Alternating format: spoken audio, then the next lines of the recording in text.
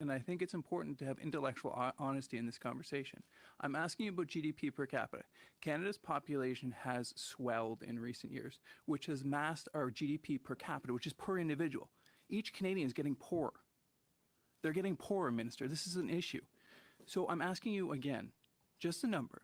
What was GDP per capita in the first quarter, the second quarter, or the third quarter? It's a very complicated question. You and I actually have had very respectful exchanges. Second quarter or the third quarter? Mr. Lawrence, you and I actually have had very respectful exchanges, and I'm grateful for that.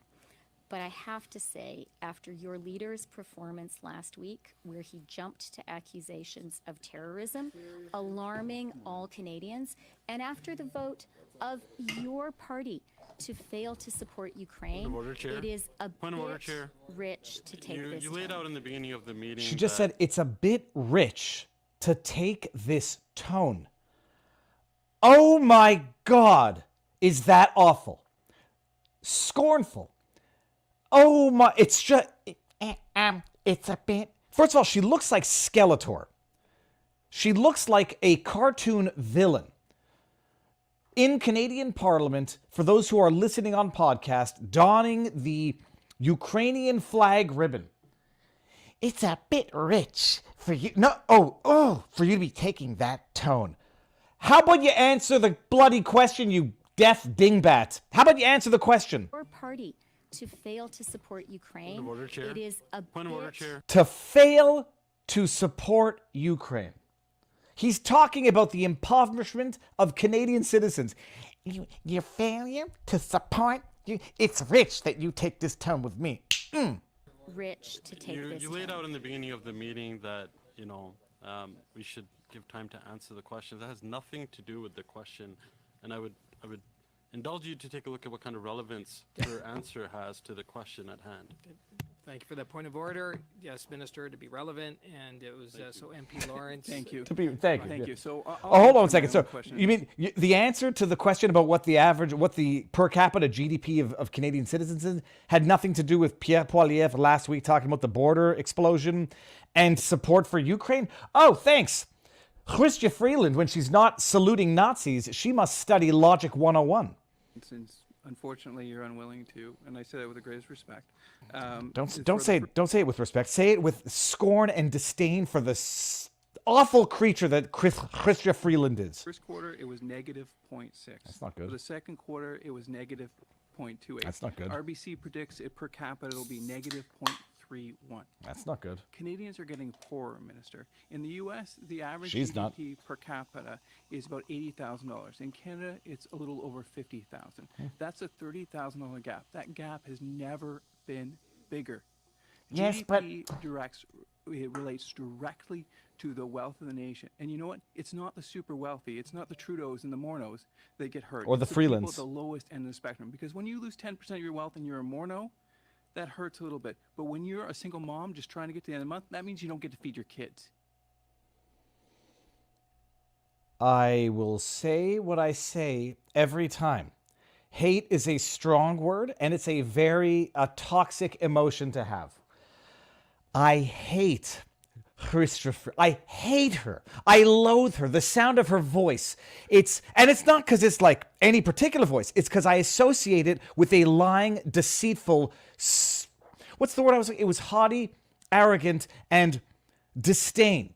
She has disdain for the electorate that she was supposed to represent. Am I framed properly here? But I'm sure she'll say, "Man, there's a $30,000 difference in average income, but Canada's got free health care, and when it's not good enough, we also got free death care."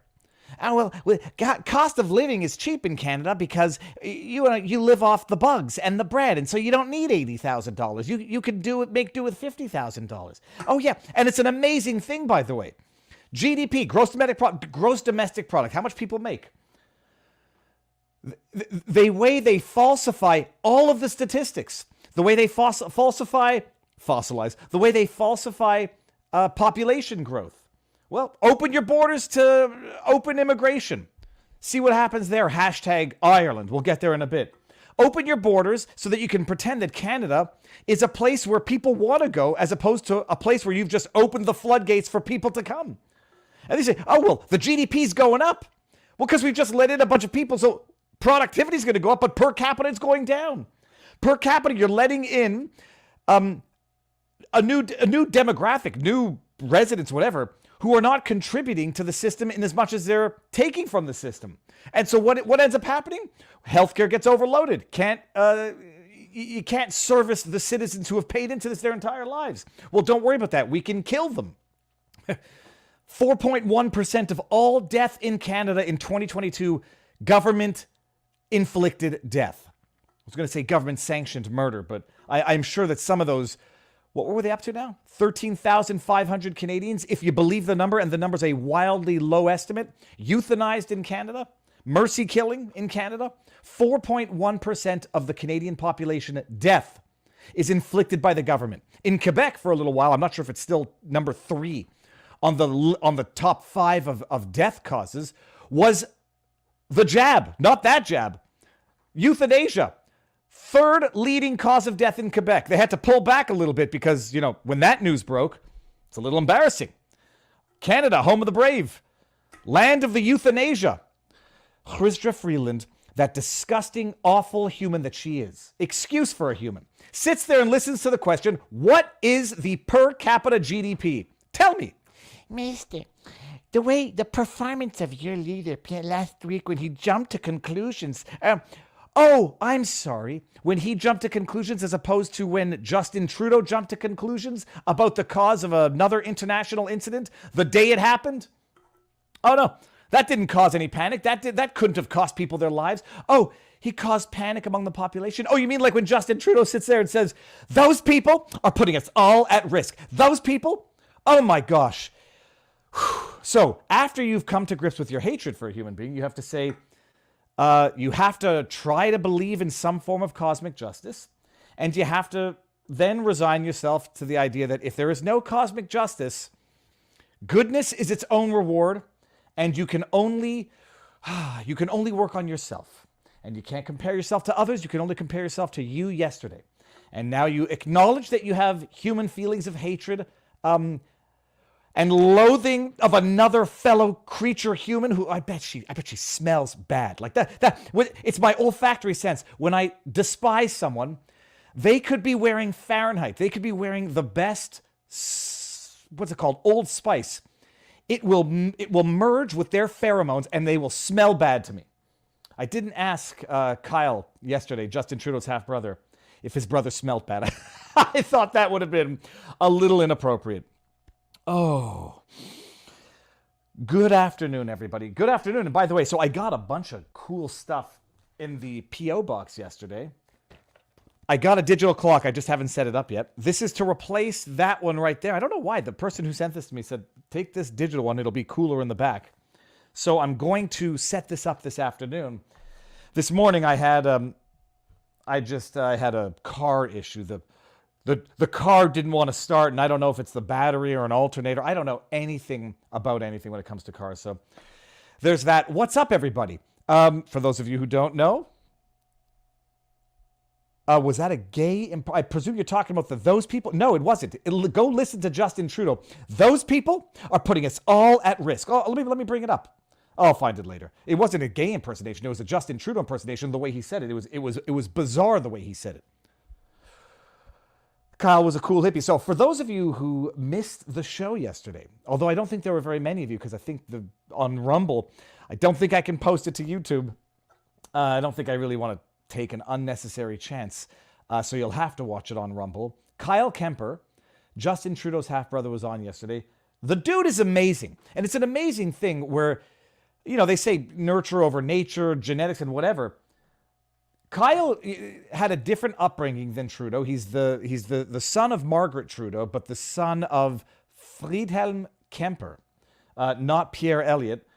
11 years younger than Justin Trudeau.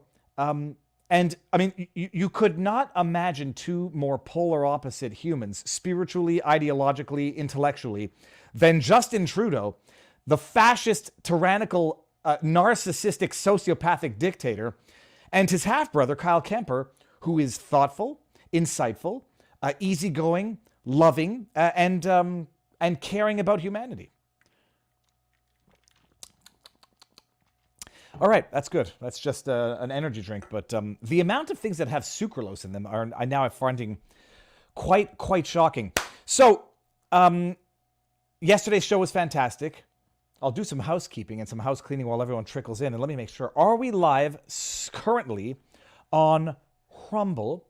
We are. Are we live on vivabarneslaw.locals.com? We are. All right, guys. So this is the schedule for the week. Big announcements. Let me see. Just get perfectly centered because it'll drive me crazy. Tomorrow, 2 o'clock, QAnon shaman Jacob Angeli Chansley. Jacob Angeli Chansley is coming on. 2 o'clock tomorrow. I've made sure that I can ask all the questions I want to ask. I can, and I hope that if I ask too many and he's not allowed answering, he's going to let me know. But he's coming on. It's going to be phenomenal to finally meet, discuss with the man who experienced the injustice. That's tomorrow. Wednesday, for those of you who don't know, on vivabarneslaw.locals.com, we have our locals supporter chats. These are people who support the community, and we randomly pick one every week or two and do an interview. That's going to happen at 1:30 or 2 o'clock on Thursday after the day stream, which is going to start at noon-ish. Also, in the lineup, date to be confirmed, is Jake Shields, UFC fighter. You might know him as, or those of you who are on Twitter, he's been getting involved, vocal about the conflict in the Middle East. I disagree with, some of what he says. It is what it is in terms of agreeing to disagreeing with people. But the discussion, it's going to be broader than, and it might not even touch on that, although it's going to be inevitable or unavoidable. Jake Shields, I don't know when we're going to do it. It's sooner than later, but it's confirmed. So, booyah, that's what's coming up. And then there's some other ones that are going to be amazing. What's on the menu for today? Okay. I had to get off my back my deep hatred for Chrystia Freeland. A gross, there's no other way. She's a gross person. And the arrogance, the pomposity, the haughtiness, the sheer disdain. Answer the bloody question. For you to take that time. Okay, I had to start off with that. And when you're talking about the disdain that the elected officials have for their populace, I think we're getting no better display of that than in Ireland. We're going to talk about this. Conor McGregor in the wake of the stabbing. I tweeted out earlier, have they even identified the stabber yet? The alleged stabber? I don't think they have. Let me just make sure whether or not they have. Have the authorities identified? Of course not. They're busy investigating Conor McGregor. And what's it been? A week? Let's say 5 days since an unidentified suspected stabber stabbed 5 people, including 3 children. The rumors on the street, or at least some might say the knowledge on the street, which led to massive protests, is that it was an Algerian migrant. We don't know if that person had been there. Some people are saying the person had been there for 20 years, which is a detail that would be relevant possibly to quelling the unrest on the streets. So we don't know yet. They haven't identified the alleged attacker. But my goodness, they're investigating the people who were responding and protesting in the streets, talking about suppressing free speech, investigating the notorious Conor McGregor. That's his UFC nickname. For posts that might incite whatever. So we're going to talk about that. We're going to talk about that awful story coming out of North Carolina. Another, gang beating. What do they call them? A mob attack at a high school that led to a kid either pulling a knife or having a knife, stabbing another student in the leg, and the kid bled to death. Going to talk about that. And then what else? Oh, there'll be some other fun stuff. And we'll have a lighthearted one. And then what we're going to do, for those of you who don't know, Viva Fry, Montreal litigator turned Rumbler, Florida Rumbler. We are going to end on YouTube.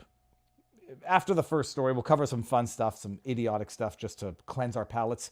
Then we're going to go over to Rumble. And then when we're done with the main stories on Rumble, we go to vivabarneslaw.locals.com for the after party. McGregor doesn't condone any violence, says Gin Bottle. Well, McGregor has been involved in his own altercations, throwing the dolly through the window of the bus with the other fighters on it. He's had his issues, but all irrelevant to Okay, we'll get there when we get there. See, this is Frank Barron says, Algerian possessed knife in May, no conviction, citizenship 2008, warrant for deportation 2003, arrived in Ireland 2000, never worked in Ireland. Don't know how you know this, Frank Barron. I don't know how anyone knows whether or not it's true, but the information will come out at some point in time. Again, you can't keep the information from the people. You can only control when it comes out and when they learn it. And so by the time people learn the details, either the rage will have subsided or the government will have shifted its focus as to where the investigations are going to go. We're going to get there. Okay, but first, a little lighthearted video that I've been meaning to pull up for well, which one is this? Oh yeah, this one right here. I've had this one in my backdrop since before the Sunday show. Never got around to it, but let's do it right now. Just, this made the rounds a few days ago. But I had it here. We're going to play it. Unpopular opinion, but I literally think that women should be paid to exist. Literally. I literally think. Okay. I know y'all are probably going to be like, what? But no. I have this right here. What? This look. I call this the side eye, the TikTok side eye. I don't know what it is about TikTok social media posts and when people are being... Now I'm looking to the side. Oh, God, it's rubbing off on me. It drives me nuts. But she literally thinks, so she means literally, not racial matter. Women should be paid to exist. Okay. But no, follow me on this. Follow me on this. I'm following you on this because some people are going to know exactly where this is going. Pay women to exist to raise children is where she's going to go with this. So one, our bodies literally create life, y'all. That's very transphobic. So I hope this woman gets canceled for this transphobia. That within itself, it beats any freaking invention that a man can come up with. What I also loathe is this half of... I don't know what these... TikTok breeds very annoying demeanors where I don't know, people think it's cutesy, they think it adds legitimacy, it adds insight, it adds intellect to the vapidity and stupidity of what they're saying. I don't know. Let's let this finish though. Any tech company, no tech company can come up with a baby in my belly. So side eye. One, that's why we should get paid. Yeah, because you should get paid because you can do something uniquely ascribed or unique to one sex. Interesting.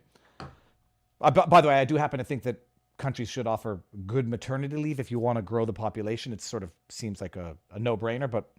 And then even women who, have already had children, they should still get paid because guess what? Someone's got to raise their kids. Look at this. Half open mouth, side eye. It drives me nuts. The life of a mother... that's a whole job within itself. I literally think that we should receive monthly incomes for being women. I know who do you want the monthly income from? That's the question. that sounds ridiculous, but I'm being so serious. I'm being so serious. I'm so serious. You know what it sounds like you're being so serious about? It sounds like you're describing a stay-at-home mom life. It sounds like you're describing motherhood, the nuclear family, the idea which feminists have fought against radically and I guess quite successfully. It sounds like you're saying, I want to be paid to stay at home and raise a family. Some people might say, that sounds like motherhood. And unless the idea is that the government should pay you, maybe your husband will support your lifestyle. I mean, I don't know. It sounds a lot to me like what she's describing is the quintessential nuclear family. Now, I don't know if this person is parody. And this is the internet is what it is. That you don't know if what you're watching is parody, satire, genuine self-owns, or genuine stupidity. But, okay, that's it. Women should be paid to stay at home and raise a family. Well, I mean, I guess the pendulum swings back at some point in time. That's feminism has gone full circle. Now women are free to choose to live traditional nuclear family lifestyles. It's in Quebec, for those of you who don't know, a woman cannot, because women's liberation and women's rights, a woman cannot take the last name of her spouse, even if she so chooses. And so the law came out and says, look, there's been a lot of historical patriarchy, men forcing women to take the man's last name. And so progress means you can no longer do it, and you can no longer even choose to do it, woman. So in the name of freedom, you no longer have the choice. Oh. So that's it. That was a funny thing. Does she know that she literally described traditional motherhood? I hope so. I think not. I hope so. Maybe it's satire. Who knows anymore? All right. Do we do one more quick funny video before we head on over to Rumble? Let's see there. That's the school thing. We don't need to do that. I don't want to do that here. Oh, yes. Oh, my goodness. At some point, I always hear, I'm not ready to get off this universe yet. Period. I'm not sure that I'll ever be. To the extent that I can enjoy a steak, a nice, perfectly Pittsburgh-style steak, rare on the inside with a nice dry... To the extent that there is that to enjoy in life, that's all I'd need. But I am baffled at the endless stupidity of humankind. I cannot imagine it. I cannot fathom the stupidity of humans to do certain things, this being one of them. Now, not facial reconstructive surgery, but face work, I don't understand why people continue to do it when you've seen what it has done to the most naturally beautiful people in the world. Meg Ryan, Simon Cowell. I mean, when you see what it's done, I don't understand who decides to do it. And then I think it's like just a black hole, a race to the bottom where they do it. It creates a result that they don't really like, and then they do it to try to get rid of that result, and then it makes it worse, and then they try to go back and do something else to counteract what happened from the first 2 times, and then you end up looking like, what's her name? Not Kathy Griffin, whomever, Meg Ryan, Madonna. Not to be outdone, there are apparently some men out there, not men who are clinically short, midgets, dwarves, stunted growth, whatever. Not people who are clinically and medically short.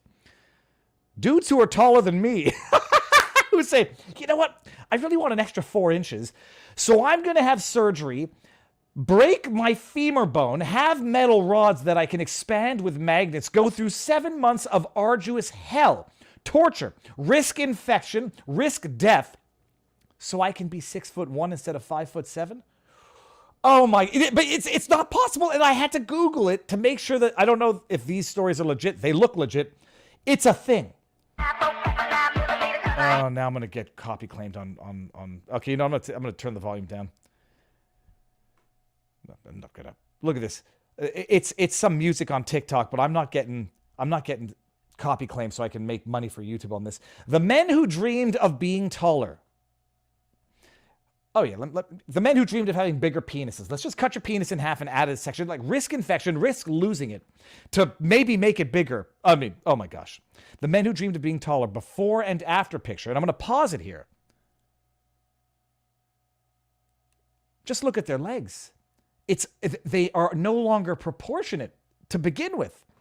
What the hell? It can't be real. The guy on the left, he looks fine. In what world was he brought up where he looked at his body and he said, it's not enough? From sitting in the wheelchair after the surgery, this guy's hobbling around now with a walker now he's doing some leg presses because you got to build up, back up your muscles after 7 months of recovery. Here he's got let's become taller. Oh, it's just magic. What is he at, by the way? He's at 180 and he was at 170 before?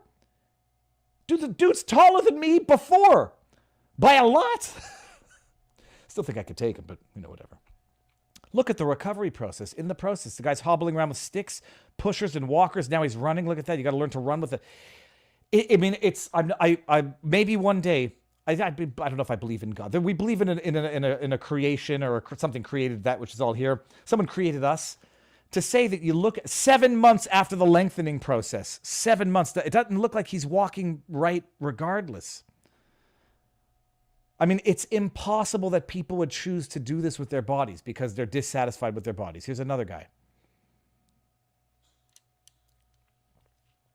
Oh my God. I don't know what lasting impact this must have because I don't.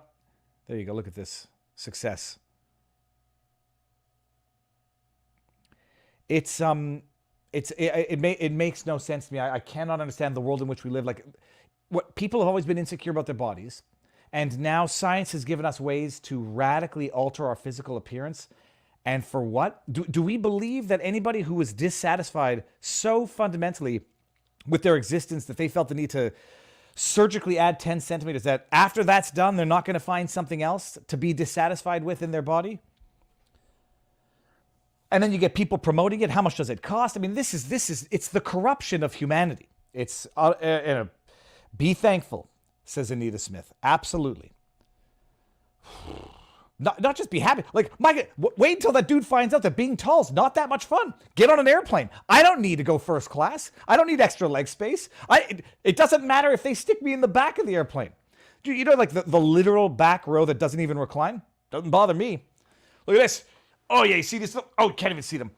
Oh, my goodness. But it's crazy. And then you risk infection. Like, I have a doctor in the family, not in my immediate family, told me one day, something that never stuck. The outside is never supposed to meet with the inside in the normal run of things.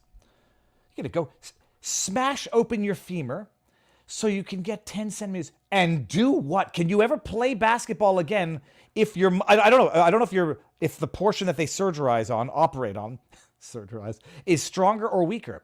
But I guarantee you, it's going to mess up the equilibrium of your body that grew that way, that you spent the better part of your life adapting to. Nuts. Oh, Viva, hold on one second here. Viva and I never bump our heads on the door. Dude, what else? It is okay. So that's it. So that was the fun part. I mean, it's so gross. Forced name change, super chat. Can you imagine if that happened while the IRA was still in full swing? Seriously, think about it. It would have been a lot worse retaliation. We're going to get there. We're going to get there on the other side of things. So that's that. Let me bring this up here. See some people in the chat say, just stick with high heels. Do the, I don't even know if I can make the joke because some people seem very sensitive about it. Just, go with heels and boots, platforms.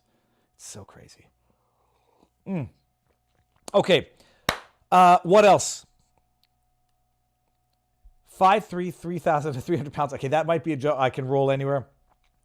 I am 5'5.5" or 5'6", 158 and 8.5% body fat last time I checked. Just be happy with what you mess with your body, and then everything works until it no longer works. And once it's a chain of it's a beautiful complex system. Once one thing goes, it takes other things with it. It's sort of like an old car. You go to have the not the alternator. You go to have the, I don't even know what it's called, switch, and then look at that. It triggers your battery to do something. All right, Conor McGregor equals the GOAT. Okay, so this is what we're going to do. We're going to go over to Rumble right now. So we are at 620 viewers on YouTube. Let's make that number go down. And under 500, we're going to go there. If anybody wants to go straight to vivabarneslaw.locals.com, come on over there, and we'll have the after party. Talk about McGregor. Okay, talk about McGregor now. I got to go. LOL. Dude. Oh. The history of Ireland in a nutshell. Thanks for that. Well, we'll start off with the last, and then we're going to get into the stuff that's not so funny, and that's the tragedy of youth and the ignorance and stupidity of youth. And but for the grace of God, any one of us, in theory, has done something so stupid in our lives that it could have had catastrophic consequences. And now we're in another situation where someone did something stupid, a bunch of kids being idiots. Someone's dead. Someone's life is ruined. A number of people's lives are ruined. So, all right, come on over to Rumble. Or vivabarneslaw.locals.com. We're going over there now. 3, 2, 1. Peace, YouTube. Hello, Rumble.